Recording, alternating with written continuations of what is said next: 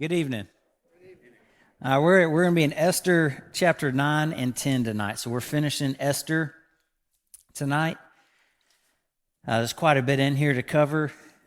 And just as a reminder, we've spent last 7 or 8 weeks in Esther, and there's some overarching themes that we don't want to forget as we get to the end of the book.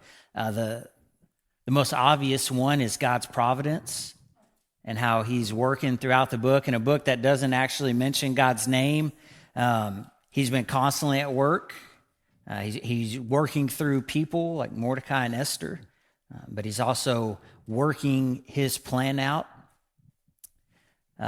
He reverses what we see as irreversible when Haman sends an edict out that says they're going to massacre the Jews, and there doesn't seem to be a way to get around that. He finds a loophole in it, and they're able to get around it. It's what we're going to read about tonight. He knows what's best for his children. He places Esther in the right place at the right time. He puts Mordecai in the right place at the right time. And another theme is that as we go about our lives, we need to take God into account. If Mordecai and Esther hadn't taken God into account, they wouldn't have been able to go out and act on the things that they acted on. So in our lives, we need to take God into account. And last week we covered chapters 7 and 8. Just as a quick reminder, chapter 7, Esther reveals Haman's plot to kill the Jews. And then, the king becomes enraged and he steps out into the garden. And as he comes back in, Haman is falling on his knees at the feet of Esther. And the king misreads that as that he's taking advantage of Esther. And it says there that his fate was sealed and they covered his head and Haman's executed. And then Esther and Mordecai are able to write an edict in to where the Jews can defend themselves on the day that they're going to be attacked. And then at the end of chapter 8, Mordecai is honored and he's put in second in command in the kingdom. And remember, chapters 4 through 8 happened very quickly in a matter of about a week. Okay? And so in total, we've covered about 12 years. 4 through 8 happened quick in about a week. And now as we start chapter 9, there's about an 8-month gap between the end of chapter 8 and the beginning of chapter 9. And so as we jump into chapter 9, let's read verses 1 through 19. So Esther chapter 9, 1 through 19. Now in the 12th month, which is the month of Adar, on the 13th day of the same, when the king's command and edict were to be carried out, on the very day when the enemies of the Jews hoped to gain mastery over them, the reverse occurred. The Jews gained mastery over those who hated them. The Jews gathered in their cities throughout all the provinces of King Ahasuerus to lay hands on those who sought their harm. And no one could stand against them, for the fear of them had fallen on all the peoples. All the officials of the provinces and the satraps and the governors and the royal agents also helped the Jews, for the fear of Mordecai had fallen on them. For Mordecai was great in the king's house, and his fame spread throughout all the provinces, for the man Mordecai grew more and more powerful. The Jews struck all their enemies with the sword, killing and destroying them, and did as they pleased to those who hated them. In Susa, the citadel itself, the Jews killed and destroyed 500 men, and also killed Parshandatha and Dalphon and Aspatha and Paratha and Adalia and Aridatha and Parmashta and Arasi and Aradai and that was tough. Vazatha, the 10 sons of Haman, the son of Hammedatha, the enemy of the Jews, but they laid no hand on the plunder. That very day, the number of those killed in Susa, the citadel, was reported to the king. And the king said to Queen Esther, in Susa, the citadel, the Jews have killed and destroyed 500 men and also the 10 sons of Haman. What then have they done the rest of the king's provinces? Now what is your wish? It shall be granted to you. And what further is your request? It shall be fulfilled. And Esther said, if it please the king, let the Jews who are in Susa be allowed tomorrow also to do according to this day's edict. Let the 10 sons of Haman be hanged on the gallows. So the king commanded this to be done. A decree was issued in Susa, and the 10 sons of Haman were hanged. The Jews who were in Susa gathered also on the 14th day of the month of Adar, and they killed 300 men in Susa, but they laid no hands on the plunder. Now the rest of the Jews who were in the king's provinces also gathered to defend their lives and got relief from their enemies and killed 75,000 of those who hated them. but they laid no hands on the plunder. This was on the 13th day of the month of Adar, and on the 14th day they rested and made that day of feasting and gladness. But the Jews who were in Susa gathered on the 13th day and on the 14th, and rested on the 15th day, making that a day of feasting and gladness. Therefore the Jews of the villages who live in the rural towns hold the 14th day of the month of Adar as a day for gladness and feasting, as a holiday, and as a day on which they send gifts of food to one another. All right, so the Jews, as we're reading in chapter 9, we see that the edict of Haman is still carried out. The Jews are still attacked, except that they're allowed to defend themselves. So Haman is gone at this point. He's been executed, but his view is still there. There are still people who are loyal to Haman and who hold his view of the Jews, who want to see the Jews massacred. And so they still try to carry it out.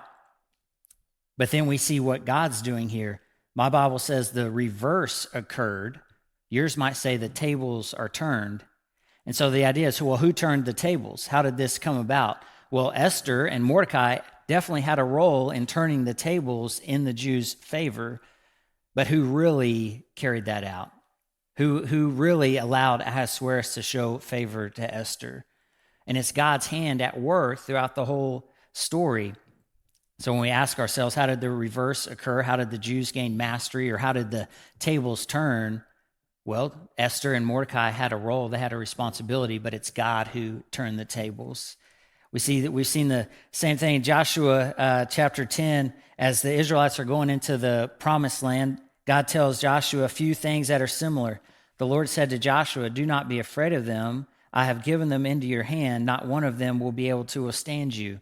If you remember, the Israelites going into the promised land, and they're facing major obstacles, but God's favor was on them, and he turns the tables in the Jews' favor. Same thing in Joshua 21. The Lord gave them rest on every side, just as he had sworn to their ancestors. Not one of their enemies withstood them. The Lord gave all their enemies into their hands. Not one of all the Lord's good promises to Israel failed. Every one was fulfilled.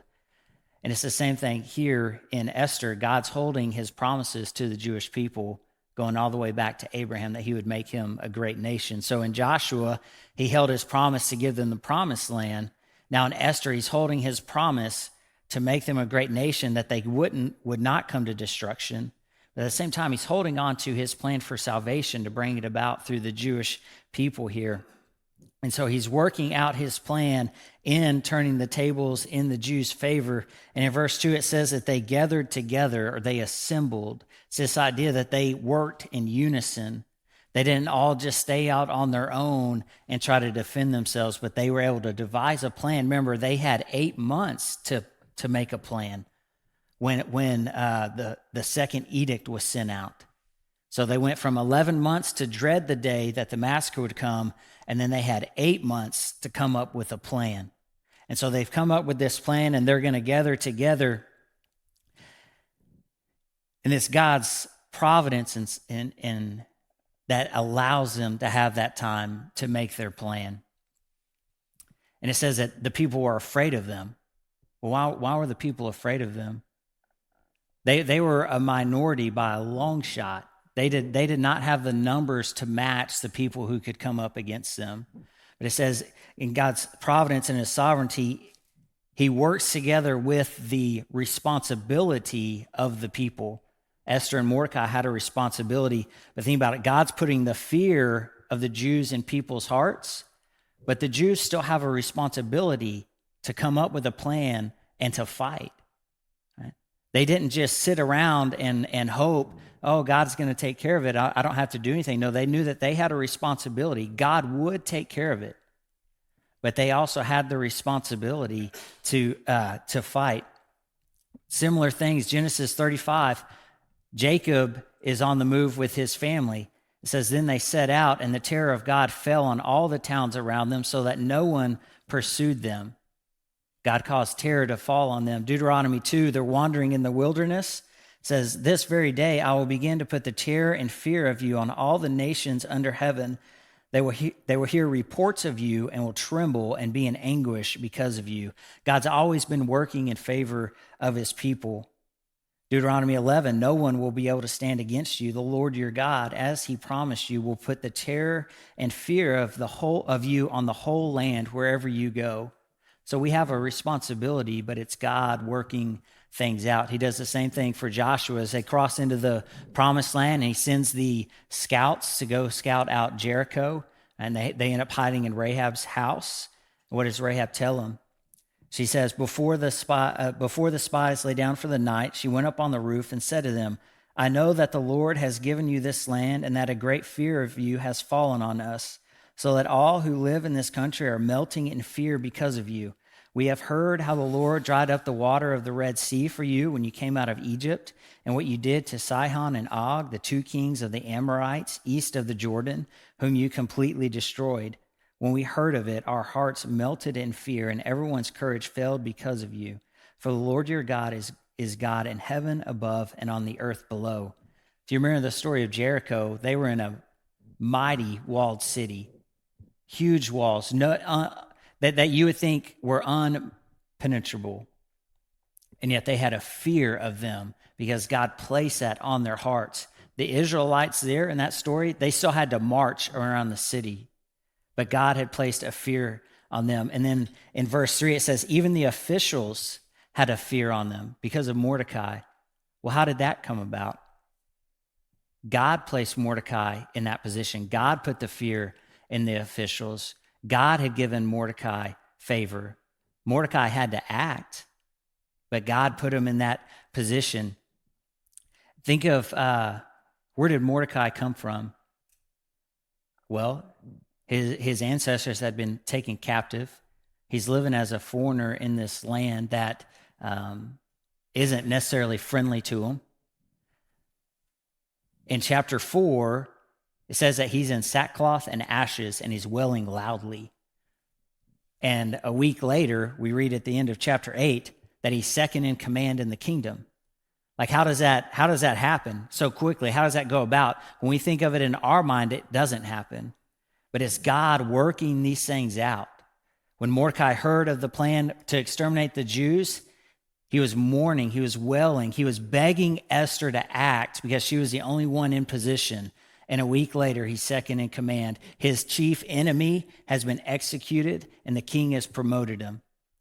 And God put him at the position at the right time and then placed a fear of him on the people because they could see God's hand on him, so that the Jews would have the opportunity. And so we think, well, how did he get to that position? Well, the king promoted him, but God is the one who placed him in that position to have influence so that people would help protect the Jews.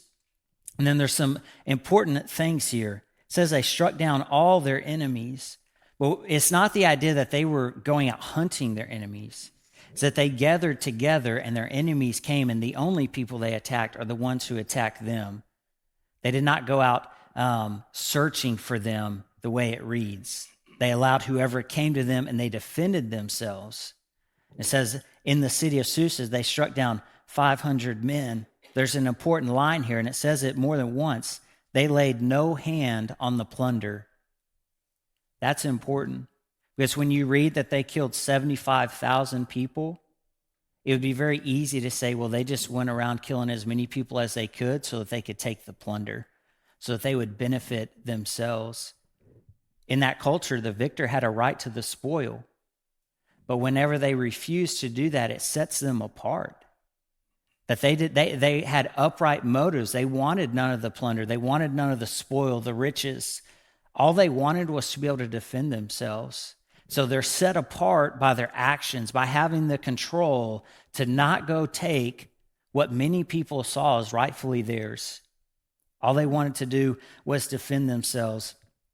But there's also, there's a backstory here, and we've touched on it just a little bit, but it goes back to Deuteronomy 25. So in chapter 3 of Esther, Haman is identified as an Agagite, a descendant of King Agag, who is king of the Amalekites. The Amalekites are longtime enemies of the Jews. Okay, so this has a backstory here. It goes back to Deuteronomy 25. I'll read 17 and 19. Remember what the Amalekites did to you along the way when you came out of Egypt. When you were weary and worn out, they met you on your journey and attacked all who were lagging behind. They had no fear of God. When the Lord your God gives you rest from all the enemies around you in the land he is giving you to possess as an inheritance, you shall blot out the name of Amalek from under heaven. Do not forget. So that's Deuteronomy 25. This story will ultimately play out in 1 Samuel 15. Okay, so Deuteronomy 25, they get the command. 1 Samuel 15, Saul is told to carry out the command. So he's going to go and attack the Amalekites. If anybody's watched House of David on Amazon, this is the first episode. So if you haven't watched it, it's a pretty good show. If you have watched it, when Samuel comes and tells Saul that he's no longer the anointed in the first episode, this is what it's coming from, 1 Samuel 15. But Saul is told, you will totally destroy the Amalekites and you will take no plunder. Saul didn't completely obey. It says that he destroyed the people, but he let the king live and he kept the best of the livestock. Now Saul claimed, when Samuel comes and approaches him on this, Saul claims, I obeyed the Lord's command. And what does Samuel say to him? He says, why do I hear the bleating of sheep? You didn't fully obey. Well, what do we tell our kids? Partial obedience is not obedience, right? And we try to get them to understand this. Saul had partial obedience, right? In 1 Samuel chapter 15, Saul is told to totally destroy the Amalekites and everything they own, not to keep anything. In 15:9, we're told he spared the best of the livestock, and he claimed, well, I kept it for a sacrifice. Well, that's not what he was told to do. He was told to destroy it. In 15:19, here's what Samuel says to Saul. Why did you not obey the Lord? Why did you pounce on the plunder and do evil in the eyes of the Lord? It's not a good day for Saul. The kingdom will ultimately be taken from him after this. And so it's important to know that they laid no hands on the plunder. This goes all the way back to the original command that Saul couldn't carry out. Okay? And then in verse 13, okay, why did they need a second day? It says, Esther said, if it please the king, let the Jews who are in Susa be allowed tomorrow also to do according to this day's edict.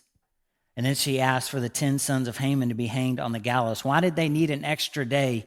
Well, apparently in the city of Susa, there was going to be a second attack. We don't know her motives, and we don't know how maybe she had this information. But remember, Susa is the city that Haman lived in, so he may have had some very loyal followers who were going to see this through. And it says on that day, they killed 300 men. On the second day that they defended themselves in Susa. And so apparently there was a need to be able to defend themselves a second day. And then she asked for the sons of Haman to be hanged on the gallows. They've already been killed. They were killed the first day. So why would she ask that? Well, one, it would be to disgrace them in the house of Haman. You remember last week we talked about the importance of how we live, right? This is the legacy Haman left to his children. One of destruction, right? But it's also the idea that it's a warning to any other enemies of the Jews that this is what happens to people who seek to do harm to the Jews. It's like the old port towns when the pirates back in the day, right? They would hang the pirates and leave their bodies hanging as a warning to the pirates who would come into town. Okay? It's the same idea that people who would be enemies of the Jews would have a warning. Okay, and then it tells us they killed 75,000 people. Okay, well, how many people were living in Persia at that time? It would have been about between 40 and 50 million people in the empire of Persia at that time. They killed 75,000. That means 75,000 people who had such hatred in their hearts towards the Jewish people that they would come attack them to try to kill them. Remember, the Jews didn't go out looking for these people. The fight came to them. They only defended themselves. 75,000 people. Let's continue on, verse 20. It's where the Feast of Purim is established. We'll read 20 through the end of chapter 9. And Mordecai recorded these things and sent letters to all the Jews who were in all the provinces of King Ahasuerus, both near and far, obliging them to keep the 14th day of the month of Adar and also the 15th day, the same year by year, as the days on which the Jews got relief from their enemies. And as the month had been turned for them from sorrow into gladness and from mourning into a holiday, that they should make them days of feasting and gladness, days for sending gifts of food to one another and gifts to the poor. So the Jews accepted what they had started to do and what Mordecai had written to them. For Haman the Agagite, the son of Hammedatha, the enemy of all the Jews, had plotted against the Jews to destroy them and had cast that is, cast lots, to crush and to destroy them. But when it came before the king, he gave orders in writing that his evil plan that he had devised against the Jews should return on his own head, and that he and his son should be hanged on the gallows. Therefore they call these days Purim, after the term pure. Therefore, because of all that was written in this letter, and of what they had faced in this matter, and of what had happened to them, the Jews firmly obligated themselves and their offspring and all who joined them, that without fail they would keep these 2 days according to what was written, and at the time appointed every year, that these days should be remembered and kept throughout every generation, in every clan, province, and city, and that these days of Purim should never fall into disuse among the Jews, nor should the commemoration of these days cease among their descendants. Then Queen Esther, the daughter of Abihail, and Mordecai the Jew gave full written authority, confirming this second letter about Purim. Letters were sent to all the Jews to the 127 provinces of the kingdom of Ahasuerus, in words of peace and truth, that these days of Purim should be observed and at their appointed seasons, as Mordecai the Jew and Queen Esther obliged them, and as they had obligated themselves and their offspring with regard to their fasts and their lamenting. The command of Esther confirmed these practices of Purim, and it was recorded in writing. So Mordecai writes out, and he says, you're to keep both days. Well, why both? Well, for some, the fighting had finished on the 14th day, for some on the 15th day. So instead of arguing about which day was correct, let's just keep both.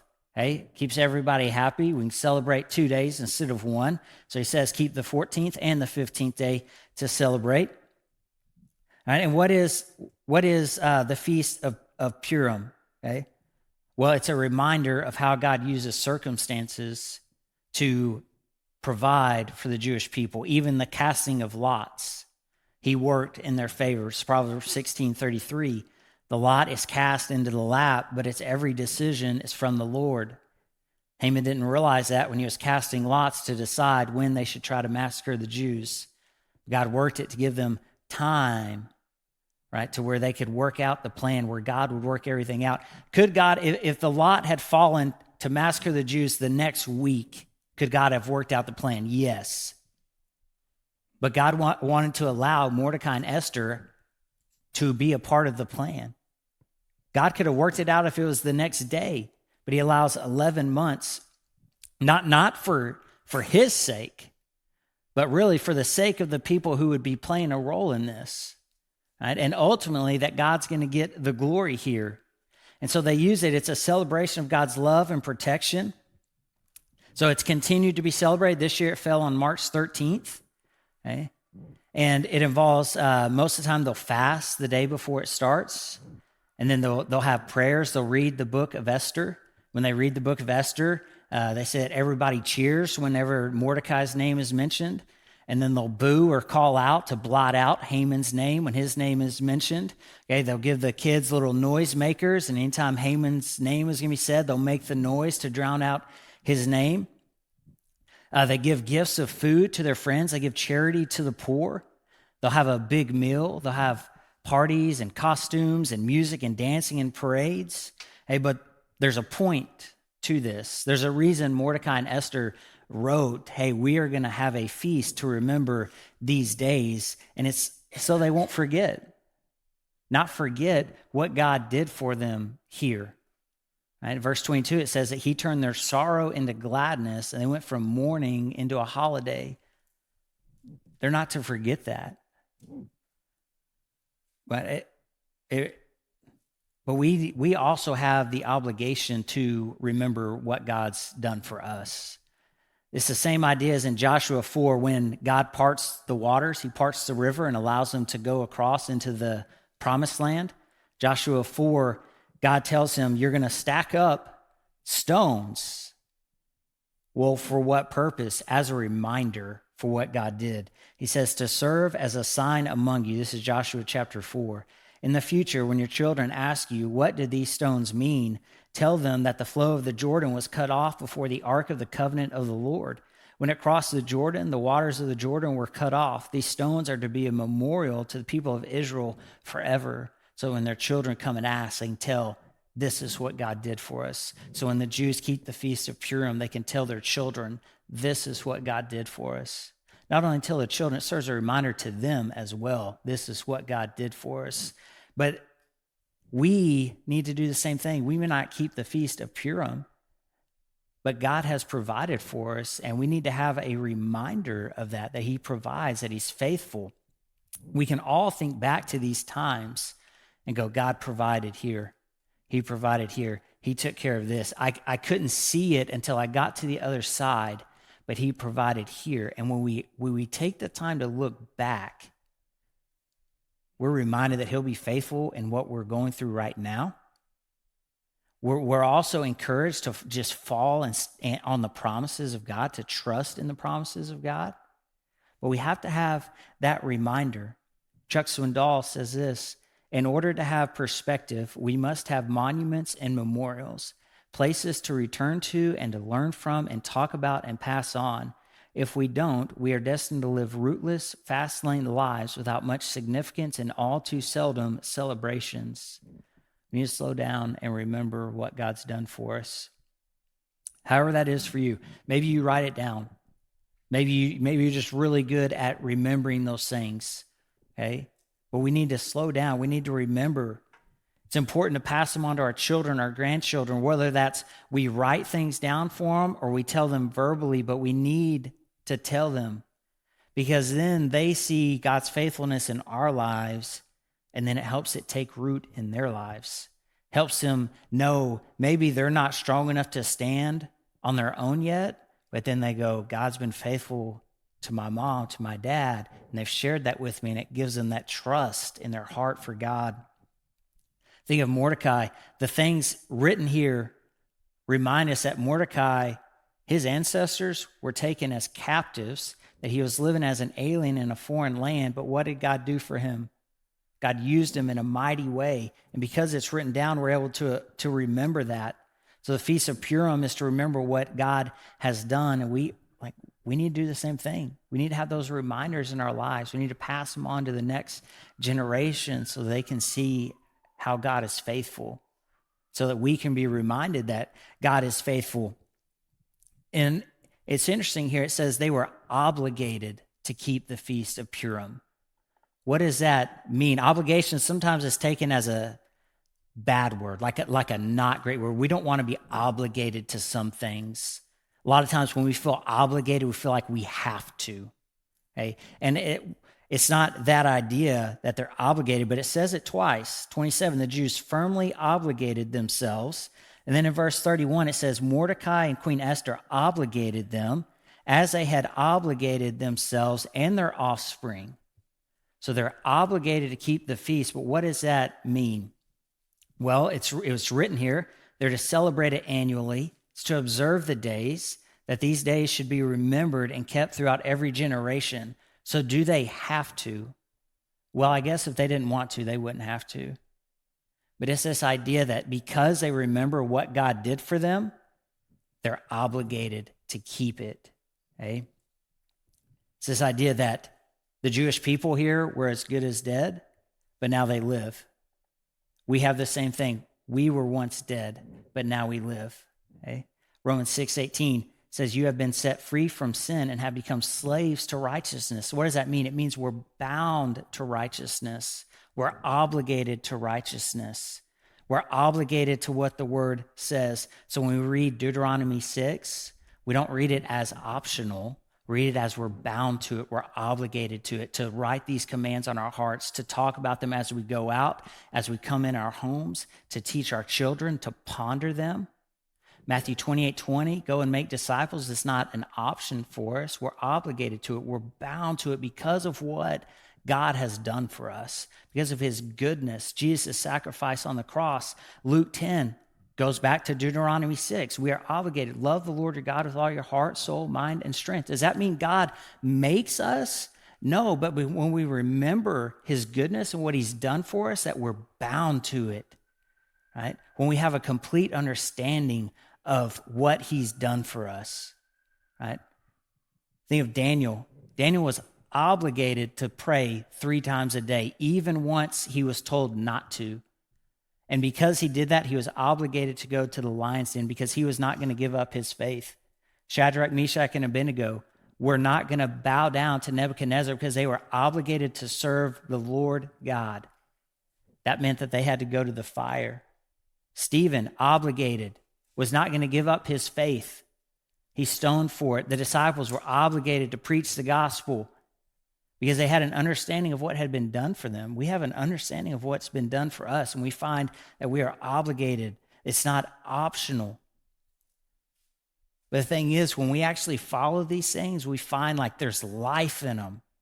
We don't find that it's a drudgery and we go, oh, I'm obligated, I have to do that. No, this is where life is found when we do these things. When we find I'm obligated, I'm bound to this. It's because we're living in God's design when we do that. Ephesians 2:1, what does it say? It says we were dead in our trespasses and sins, right? But God, Jesus on the cross, we're now made alive. So we need to have those reminders. We need to have reminders that God's faithful. We need to have reminders of what he's done for us so that it strengthens our faith, so that we're refreshed in our faith.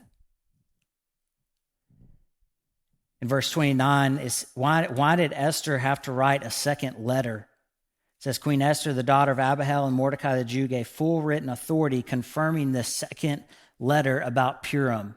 Why did they have to write a second letter? Well, a couple reasons. In the Old Testament, things were established by 2 or 3 witnesses. So Esther writes a letter in accordance with what Mordecai had already written. Also, the Jews may have had some reservations about establishing another national feast in addition to what was commanded in the law of Moses. So she writes a second letter confirming what Mordecai's already written, okay, and says this is why we need to do this, to remember what God's done for us. Let's finish. So let's read chapter 10, 3 verses. King Ahasuerus imposed tax on the land and on the coastlands of the sea, and on all the acts of his power and might, and the full account of the high honor of Mordecai, to which the king advanced him. Are they not written in the book of the Chronicles of the kings of Media and Persia? For Mordecai the Jew was second in rank to King Ahasuerus, and he was great among the Jews and popular with the multitude of his brothers, for he sought the welfare of his people and spoke peace to all his people. So seems we get the idea that here in chapter 10, things are back to normal in the kingdom. Things have calmed down. They're past the would-be massacre of the Jews. They're past Haman and his sons being impaled on the poles, and things have calmed down. And now Ahasuerus is in control still, but his second in command is now Mordecai. And there's a calm and a peace about the people because of it. And why does he affirm the book of Chronicles of the kings of Media and Persia? What he's saying here is, hey, these things that are recorded in Esther, you can go read secular history and find out that these are true. He's pointing them to a second source of information. Now, we don't have the Chronicles of Media and Persia. They seem to be lost to history. But if at some point somebody unearths them and they found them, what we would find is that they line up with Esther. That we would find that what's recorded here of Ahasuerus, of Esther, of Mordecai, it's all true. Right? And he's just giving them that affirmation that, hey, these words are true. These things happened. This is what God did. And it says, Mordecai was second in command, and he sought the welfare of his people. So Mordecai faithfully serves the king. He also faithfully serves the Jewish people, and he seeks their welfare. And he finds that he can do both without compromising one or the other. So he can be faithful to Ahasuerus without compromising his faithfulness to his God or to his people. He can also be faithful to his God and to his people without compromising his faithfulness to Ahasuerus. He's found that he can live out both at the same time without having to pick one over the other. Now, that's not always easy, but Jeremiah 29:7 says, "Seek the peace and prosperity of the city to which I have carried you into exile. Pray to the Lord for it, because if it prospers, you too will prosper." Mordecai is living that out. He's seeking the prosperity of the city. He's seeking the prosperity of Ahasuerus. Why? Because he's the guy in authority. Okay? But he's also seeking the peace and welfare of his people. And God continues to use Mordecai. So he used him to overthrow the plot, and he's continuing to use Mordecai. But we're at the end of the story of Esther. So what do we do now? Like, what have we taken from these 10 chapters? Hopefully we've taken something that applies to our lives. We need to take the idea that we need to live lives that glorify God. We need to take into account God and the things he can do in our lives. We need to be willing, like Esther and Mordecai, to be used where God sees fit. Even if it's not a glorious setting like Esther and Mordecai will eventually come into. But I think it's important to note that Mordecai was faithful and he was willing to be used before he came to second in command in the kingdom. He didn't know if that would happen. He was willing to be faithful when he was just a guy in the king's palace, when he was just trying to find out how Esther was. He was okay being faithful there. We need to understand that God can turn the tables, that he reverses things when he sees fit for his plan, for his glory. Romans 15:4 tells us that everything that was written in the past was written to teach us, so that through the endurance taught in the scriptures and the encouragement they provide, we might have hope. So the story of Esther is written so that we might have hope. When we read this story, it's a story of deliverance for the Jewish people, but it's a partial, temporary deliverance. It was a deliverance for them in that time. They would still face persecution. The deliverance in Esther didn't deliver them from the Holocaust. They still face that persecution. So it's a partial deliverance, but what does Esther point us to? It points us to the ultimate deliverance, the eternal deliverance, complete deliverance in Jesus Christ. Because when he preserves the Jewish people here, that's what he's doing. He's working out his plan for salvation, for eternal deliverance, for a complete deliverance. What things did he work out? Well, there's been a lot that God worked out in Esther. Queen Vashti losing her place as queen. Then they decide, hey, it's a good idea. Let's have a competition for who can be queen to replace Vashti. Then Esther gets pulled into the competition. She's granted favor. She wins the competition. These are all things God's working out. Okay?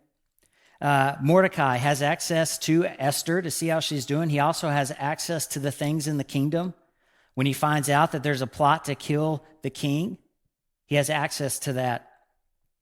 The lot that was cast gave them 11 months. Right? The decree commanded that the Jews be killed by the people of Persia, not the army of Persia. It would have been much harder to defend against the army of Persia, right?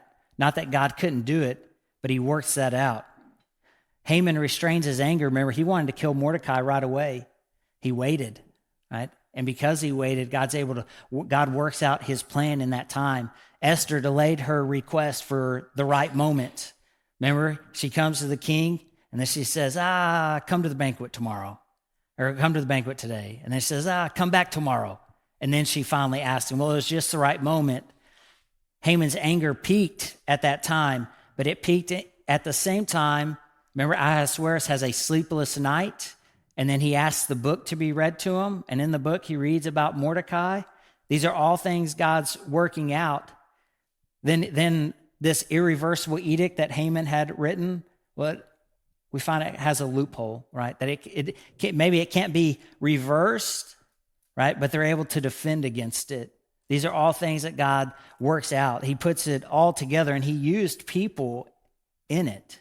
He used Esther and Mordecai in his plan, right? But he's the one that worked it out. So as we think back on Esther, we may all have different takeaways that we've taken from the book, or applications, ways we've been challenged. I think we need to remember the responsibility of Esther and Mordecai, that we have a responsibility to do the works God has given us. But more importantly, we need to remember God's providence, that he's in control, that he works things out. And as we go about our lives and we go about the works that he's given us, that we need to take him into account. And when we take him into account, we understand that things work out, maybe not the way we understood them, or maybe we couldn't even see how they would work out, but he works them out. And when we take him into account and we look back and we see that he's been faithful in our lives, right? And that it gives us the courage to continue to go into the next thing that he has for us, knowing that he'll be faithful. Next week, we start a study on Galatians, right? JJ will be teaching that one. Me and JJ will rotate every 2 weeks. So JJ will have the first 2 weeks in Galatians. And that'll be a little bit different study. We're going from a book in the Old Testament that doesn't mention God to one of Paul's writings in the New Testament, which is going to be thick with theology and everything. So it's going to be a little different taste. Okay? But nevertheless, there'll be a lot of things to learn that we can take. Let's close in prayer. God, thank you for the book of Esther. Thank you for all the things we can take from it. God, I pray you take your word, God, and it penetrates our hearts, that we're changed. God, that we learn to lean into your faithfulness, your goodness. God, that we take you into account. God, that we live lives that honor you, but that we're willing to let you work in us and through us.